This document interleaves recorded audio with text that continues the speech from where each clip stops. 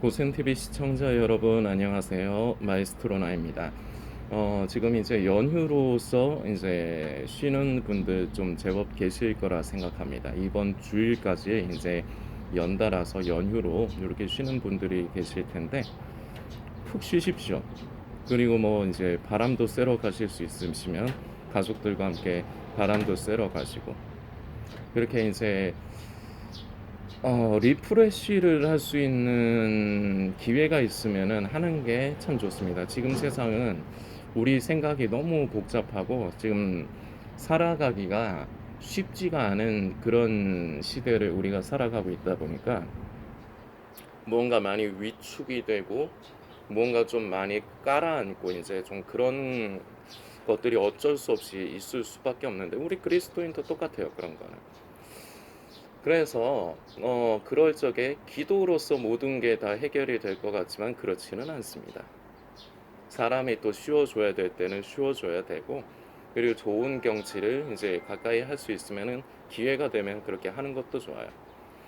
그리고 이제 연휴인데 연휴를 못 쉬는 성도님들도 이제 계실 텐데 이것으로 인해서 혹시나 연휴를 즐기는 사람들을 향해서 시기와 질투를 하실 필요도 없습니다. 그리스도인들과 세상 사람들의 차이는 세상 사람들은 그러니까 성령을 따라 살지 않는 사람들, 교회를 다니면서도 성령을 따라 살지 않는 모든 사람들이 다 똑같습니다. 항상 불만족스러워요. 하나님께서 자기에게 주신 상황에 대해서 불만족스러워요. 왜 불만족스러워하냐면 자꾸 남하고 비교를 하기 때문입니다. 저 사람들은 연휴라 가지고 뭐 제주도도 놀러 가고 해외여행도 가고 막 어디 좋은데 경치 좋은데 바람도 쐬러 가는데 나는 이게 뭔가 일이나 하고 이게 뭔가 그러니까 자꾸 남하고 나를 비교를 한다는 거죠. 이게 이제 성령을 따라 사는 사람들과 성령을 따라 살지 않는 사람들에게서 나타나는 차이인데 성령을 따라 사는 사람들은 그냥 남에게 있는 일은 남의 일인 것뿐이에요. 남이 가진 게 나랑 무슨 상관입니까? 남이 누리고 사는 그 삶의 윤택함이 그것이 나랑 무슨 상관이냔 말입니다. 그 사람이 잘 산다고 해서 내가 잘 살아야 될 이유가 있습니까? 저 사람이 쉽게 얘기해서 연휴를 즐긴다고 해서 내가 연휴를 반드시 즐겨야 될 이유가 있습니까? 그런 건 아니거든요. 그 사람에게 주어진 삶이 다르고 나에게 주어진 삶이 다 다른 건데 항상 육을 따라 사는 성령을 따라 살지 않는 사람들 그리고 세상에 예수님을 믿지 않고 그런 사람들은 항상 자꾸 자기의 상황에 만족을 하지 않고 자꾸 남을 봐요.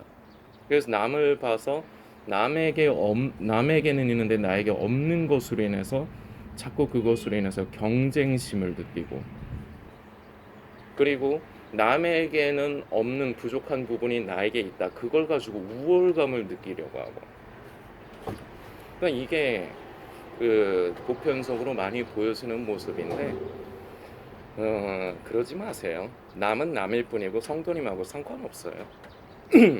그저 하나님께서 나에게 주신 그냥 내 상황과 처지에 우리 그리스도인이라는 사람들은 감사하면서 거기에서 만족을 누릴 수 있어야 됩니다. 우스갯소리 한번 할까요? 성도님이 지금 놀러 가시지 않고 연휴 느낌을 만끽하지 않고 있기 때문에 어떻게 보면은 이 오늘도 올리고 있는 이 고센 TV 영상을 보실 수 있는 건 아닐까요? 그러니까 생각하기 나름이라는 거예요.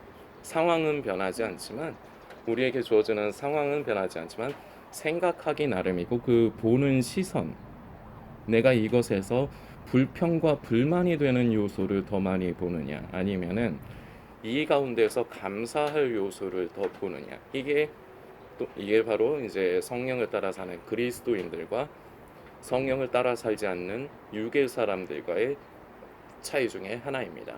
그래서 서론이 길어졌는데요. 연휴 모신다고 해서 너무 그것 때문에 우울하시거나 스트레스 받으시거나 그러지 않으셨으면 좋겠습니다.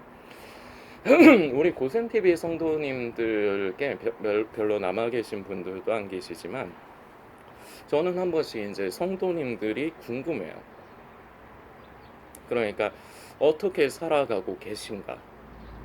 그러니까 여러분들의 사생활이 궁금하다는 얘기가 아니고 고생 TV를 통해서 늘 예수님의 다시 오심, 예수님의 재림, 휴거에 대해서 때와 시에 대해서 우리가 집중을 하는 게 아니라 우리는 결국 예수님이 언제 오시든지 간에 오시는 그날까지 우리는 하루하루를 성도로서 변화되는 삶을 살아가고 그 길을 걸어가야 된다. 그러니까 고생 TV의 메시지를 함축적으로 딱 표현하면 바로 이 얘기가 되는데, 그래서 이제 성도님들이 그렇게 살아가고 저마다의 삶 가운데 하나님께서 이제 허락하신 삶이 다른데 그 삶 가운데서 그런 변화의 길을 걸어가고 계신지 아니면은 그대로 그냥 머물러 계신지. 그러니까 이게 이제 저는 사역자로서 제가 여러분들의 뭐 담임 목사님은 아닙니다. 그래서 목회자도 아니고요. 그러나 저는 이제 사역자로서 이제 몇 분 안 되시지만 남아 계신 성도님들이 그렇게 건강한 믿음의 길을 걸어가고 계시는가? 아니면은 다른 사람들처럼 그저 메시지를 그냥 듣기만 하고 계시는가? 그러니까 이게 좀 궁금할 때가 종종 있어요. 그래서 한편으로는 좀 염려가 되기도 하고, 성도님들께도 분명히 말씀드리지만 성도님들은 다른 종말론과 음모론, 그러니까 이제 다른 그런 유튜버들에 의해서 예수님의 재림의 때와 시기 자체에만 관심을 이제 쏟는 사람들보다는 아주 우위의 좋은 조건을 가지고 있습니다. 눈에서 꺼풀이 한 꺼풀은 떼어진 거예요. 그런데 이것마저도 그냥 아는 것으로만 끝난다. 그러면은 남아 계신 고센TV 성도님들도 종말론과 음모론에 심취해서 그런 것을 즐겨 찾고 그런 것의 생각과 마음을 뺏긴 사람들과 남아 계신 고센TV 성도님들도 그 사람들하고 다른 거 없어요. 그리고 더 나아가서 교회에서 보통 우리가 잠들어 있는 성도, 그냥 교회만 왔다리 갔다리 하는 성도들하고 교인들하고 나는 다르다고 생각하실 수 있지만, 만일에 그냥 듣고만 넘어가시고 계시다, 그래서 머리로 아는 것만 자꾸 지식적인 것만 자꾸 늘려가고 계시다, 그러면은 성도님도 그 잠들어 있는 사람인 거지 별반 다르지 않아요. 우리는 다시 말씀드리지만 예수님을 다시 만나 뵐 때까지 늘 하루하루 성도로서의 길을 걸어가야 되고 그 변화의 삶을 우리는 살아가야 되는데, 이게 이제 우리 입장에서는 너무 이게 버겁게 느껴지는 경우가 있습니다.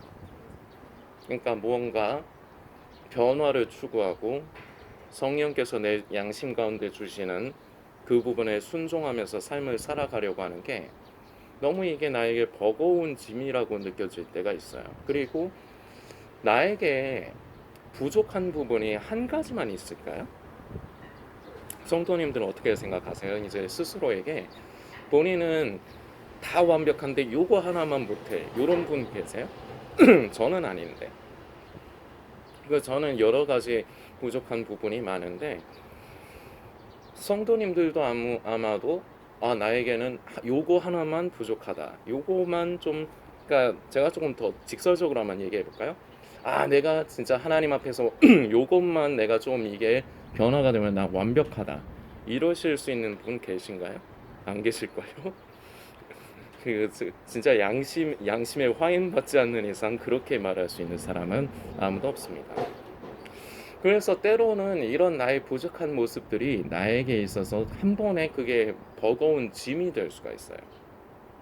그러니까 너무 내 자신이 부족한 게 여러 가지 많다 보니까 그것들이 한 번에 내 생각 가운데서 나에게 짐으로 작용한다는 거죠. 그래서 이제 그것이 버거울 때가 있는데, 우리가 분명히 인지하고 넘어가야 되는 부분이 있습니다. 하나님은 성도님에게 그리고 저에게 한 번에 너무 많은 걸 요구하지 않으세요. 우리가 살펴봐야 될 말씀이 있는데요. 그 부자 청년 얘기입니다. 부자 청년 얘기 중에서 오늘은 조금 한 부분을 좀 집중적으로 보려고 하는데요. 마가복음 10장 17절부터의 말씀입니다. 성도님들도 성경 찾으셔서 꼭 한번 다시 살피시면서 묵상해 주시면 좋겠고요. 예수께서 길에 나가실새 한 사람이 달려와서 꿇어앉아 묻자오되 선한 선생님이여 내가 무엇을 하여야 영생을 얻으리이까.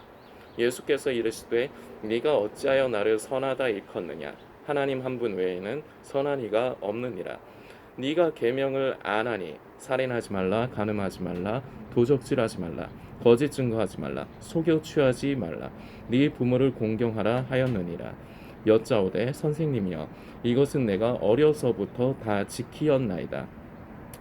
예수께서 그를 보시고 사랑하사 가라사대 내게 오히려 한 가지 부족한 것이 있으니 가서 네 있는 것을 다 팔아 가난한 자들을 주라.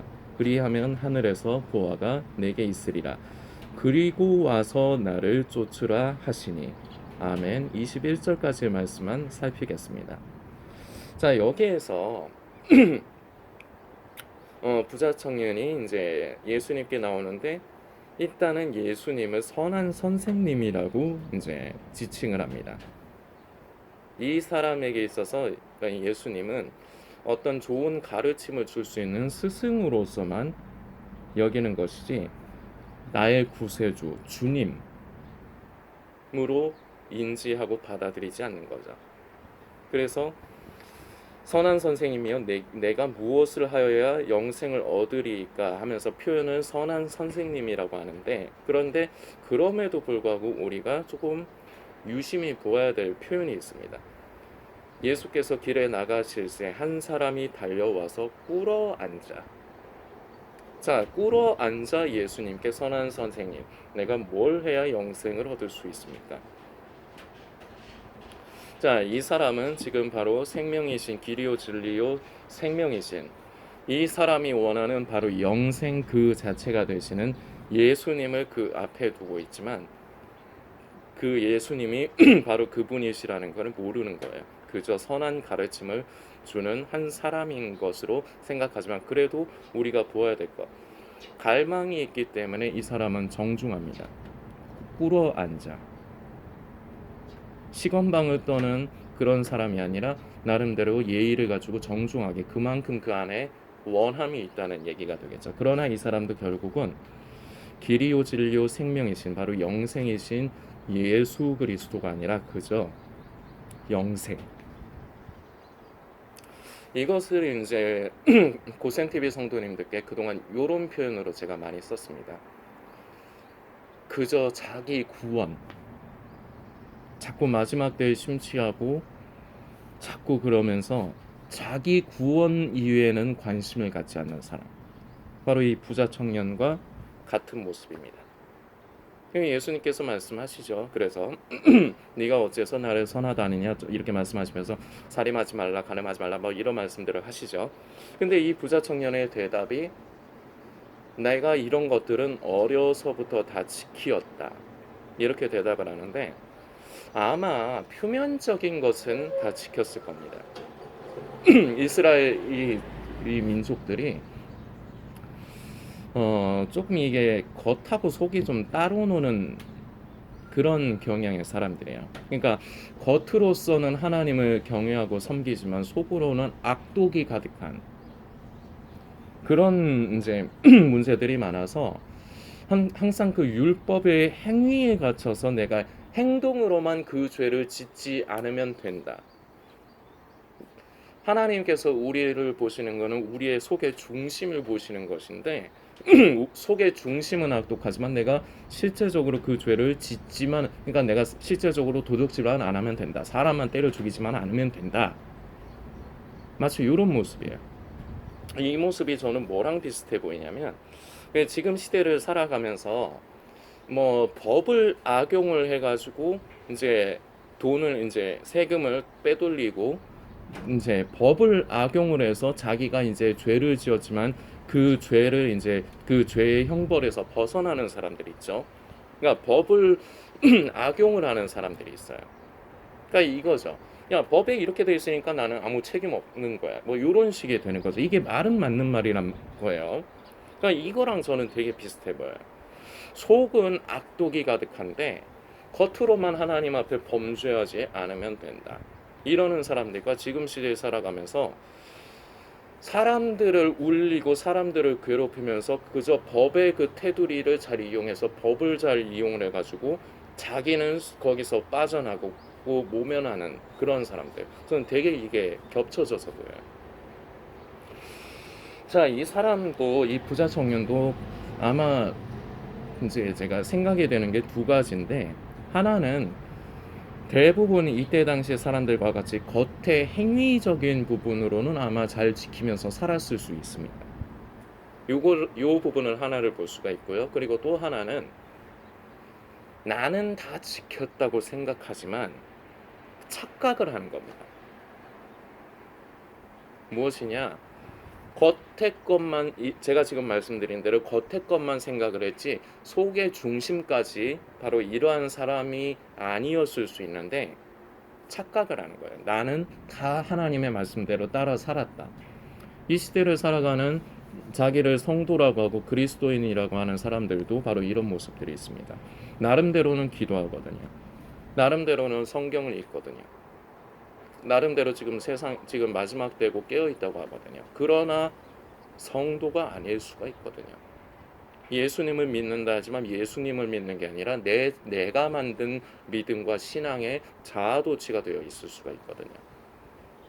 하나님을 사랑한다 하지만 하나님을 사랑하는 게 아니라 내 생각과 내 의를 사랑하는 것이 현실이거든요. 바로 이런 오류를 바로 이 부자 청년도 겪고 있는 것일 수 있습니다. 그렇기 때문에 이제 예수님께서 말씀하시는 답변의 그 방향을 두 가지로 봐야 됩니다. 예수께서 이런 이제 선생님이여 이것은 내가 어려서부터 다 지키었나이다 이렇게 대답할 때 예수께서 그를 보시고 사랑하사, 그럼에도 불구하고 예수님은 사랑하사, 여러분도 한번 생각을 해봅시다. 이게 되게 시건방진 소리일 수가 있거든요.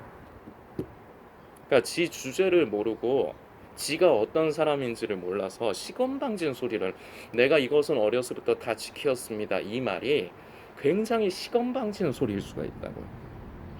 그런데도 예수님은 그걸 이 시건방진 놈아 이렇게 하는 거니 이렇게 하시는 게 아니라 그럼에도 불구하고 사랑하사,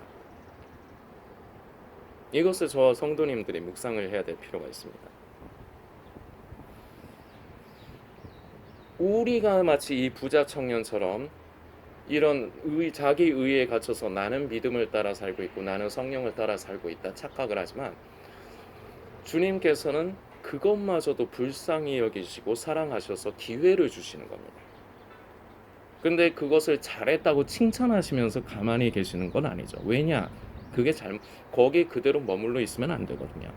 그러나 비록 부족한 부분이 보여도 사랑하시고 불쌍히 여기시기 때문에 예수님께서 이어서 나오는 예수님께서 하시는 말씀을 우리는 주목해야 되겠습니다.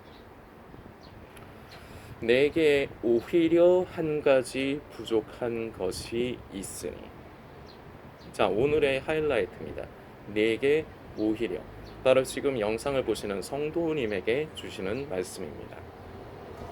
오히려 한 가지 부족한 것이 있으니. 자, 잘 묵상해 봅시다. 처음에도 제가 말씀을 드렸지만 우리가 하나님 앞에서 내가 요거 하나만 부족해서 요것만 해결되면 나는 하나님 앞에서 완벽한 사람이야, 이럴 수 있는 사람 있습니까? 아까도 질문 드렸지만 그런 사람은 없어요. 부족한 게 한두 가지가 아니에요.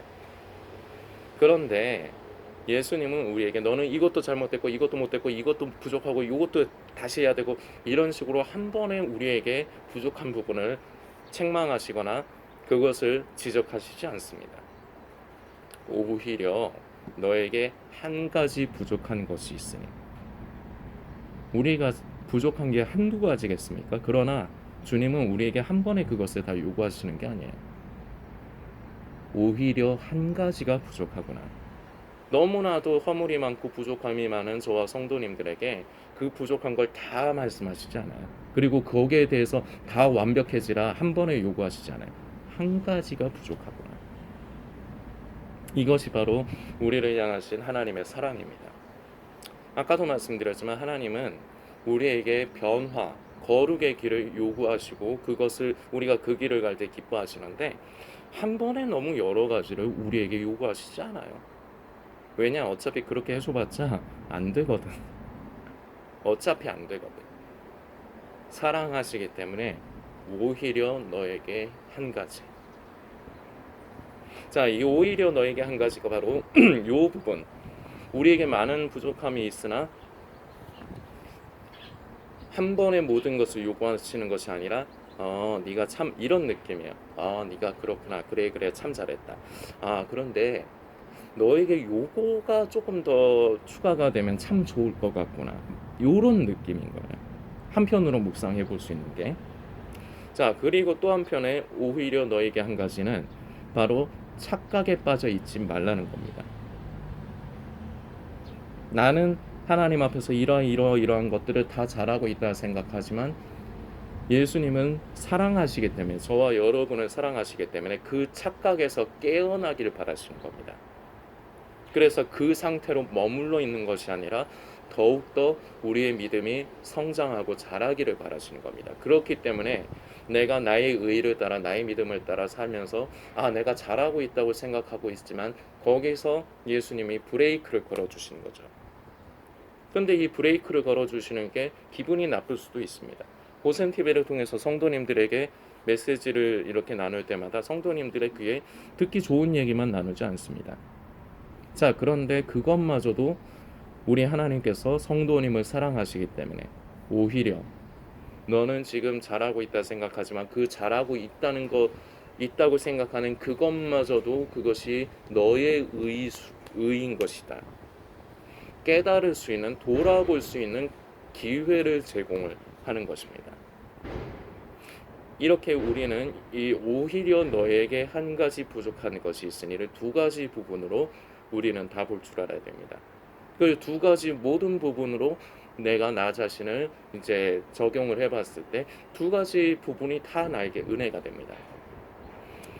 내가 부족한 것이 한두 가지가 아닌데 우리 예수님이 그거 다 아심에도 불구하고 그 모든 걸 한 번에 나에게 요구하지 않으시는 거예요. 너 잘하고 있다. 그런데 한 가지가 부족하구나. 요것만 좀 잘해보면 좋겠다.